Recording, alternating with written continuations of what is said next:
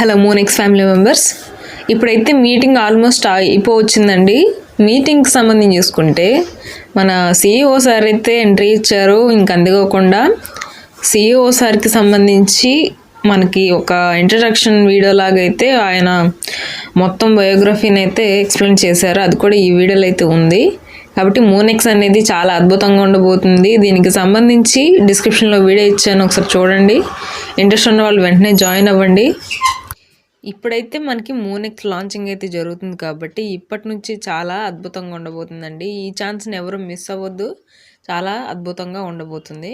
గ్రూప్లో కూడా జాయిన్ అవ్వండి. గ్రూప్ లింక్ నేను డిస్క్రిప్షన్లో ఇస్తాను, ప్రతి ఒక్కరు కూడా జాయిన్ అవ్వండి. Thank you very much. జీవితంలో అడిగిన ఆయన అర్థాంగి శ్రీమతి అలేఖ్యారెడ్డి శ్రీనివాసరెడ్డి గారి ప్రతి విజయంలోనూ ప్రధాన భూమిక వహిస్తూ వస్తున్నారు. వ్యవసాయాన్ని నమ్మే కృషివలుని కుటుంబంలో పుట్టిన ఆయనను చిన్నప్పటి నుంచే జీవితపు కష్టాలు పరీక్షించాయి.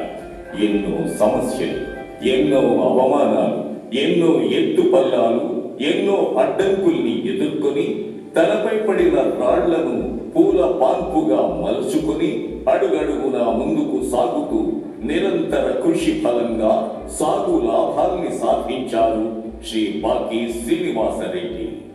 విమర్శకుల చేత కూడా సహభాష్ అనిపించుకుంటూ మోనెక్స్ ఫ్యామిలీలోని ప్రతి ఒక్కరిని తన కుటుంబ సభ్యులుగా భావించి వారి జీవితాల్లో ఆర్థిక స్వేచ్ఛ తీసుకురావాలనే అసాధారణ ఆశయంతో నిరంతరం శ్రమిస్తూ ముందుకు సాగుతున్న మహానుభావుడు శ్రీ బాకీ శ్రీనివాసరెడ్డి గారు.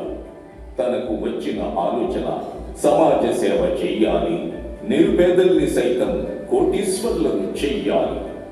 ఆయన మేధో మదనం ఆయనను స్థిమితంగా ఉండనీయాలి. తాను ఉన్నత స్థితిలో ఉన్నాను, అయినా తను నివసిస్తున్న సమాజంలో ఎంతో మంది పేదలు నిస్సహాయ స్థితిలో ఉన్నారు అని ఆయన నిత్యం మదన పడుతూ ఉండేవారు. తనకు ఎంతో ఇచ్చిన ఈ సమాజానికి సేవ చెయ్యాలని, నిరుపేదలను కోటీశ్వరులుగా చేసి వారు ఎవరికి తక్కువ కాదని ప్రపంచానికి చాటి చెప్పాలని శ్రీ బాకీ శ్రీనివాసరెడ్డి గారు నిర్ణయం తీసుకున్నారు. తీసుకున్న నిర్ణయం సామాన్యమైనది కాదు అన్న విషయం ఆయనకు తెలుసు.